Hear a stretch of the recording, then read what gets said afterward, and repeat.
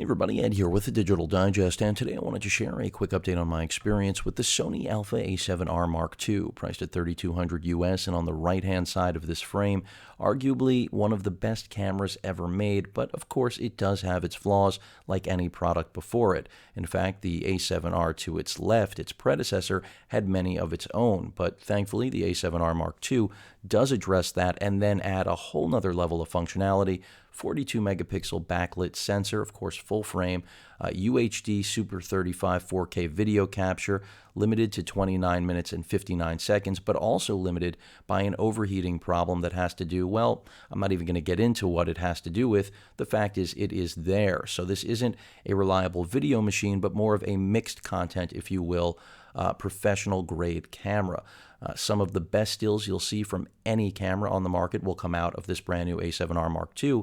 And then if you do have the desire to shoot Super 35 4K video, you can do it very competently just in small doses, which is going to be disappointing for many videographers, but also should be a realistic expectation considering it isn't a video camera. And I know some of you out there will disagree, and that's why, of course, the A7R Mark II is not right for you. But all of that aside, Sony broke some very big news today, which is what this video is really about, which is that their brand new A7S Mark II, yet another great step in their full-frame mirrorless lineup, which is priced at $3,000 and set to ship in October. I believe pre-orders begin September 17th. That camera is going to be the first full-frame A7 series camera to have a lossless, uncompressed option for 14-bit RAW still imaging. This is something that Sony also promises to add to the A7R Mark II. Now, the reason I have the A7R here is because that's where things get a little bit vague. Sony has not made it clear whether or not this firmware update that will be pushed out and at a date we're not sure of yet, but I imagine around the same time that the A7S launches, or maybe a little bit before even, which is basically almost now, you'll see that option built into the new firmware to allow you to select and deselect between a compressed and uncompressed 14-bit RAW option.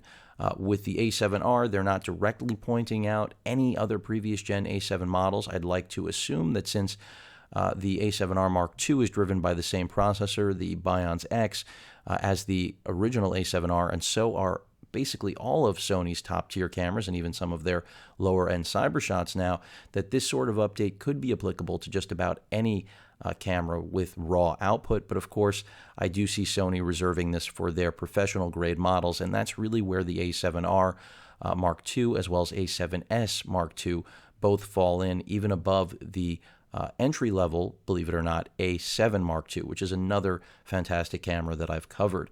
So that pretty much covers today's news. I think it is significant. It's just another example of Sony listening to customers and really trying to satisfy exactly what they're looking for in their cameras. I know for many, it would have been better to see a solution to the overheat problem, but that seems to be, of course, a physical hardware issue and was more a matter of making the compromise to getting out a hybrid that could do something that really nothing else on the market is able to accomplish. And that's exactly what the A7R Mark II can do, of course, at a price both literally and figuratively.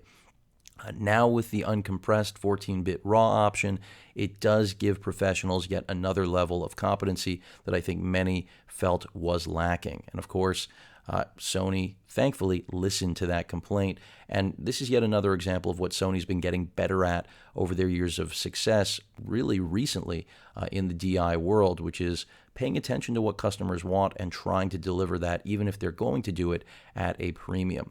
But that, again, is today's news. Pretty exciting, in my opinion, and again, just a sign that Sony does have their ear somewhat to the ground, listening.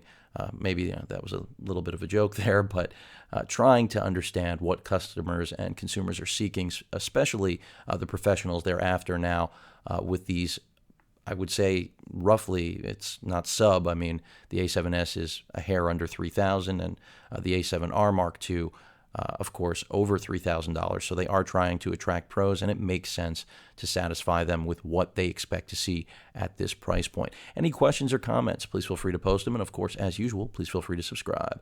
Later.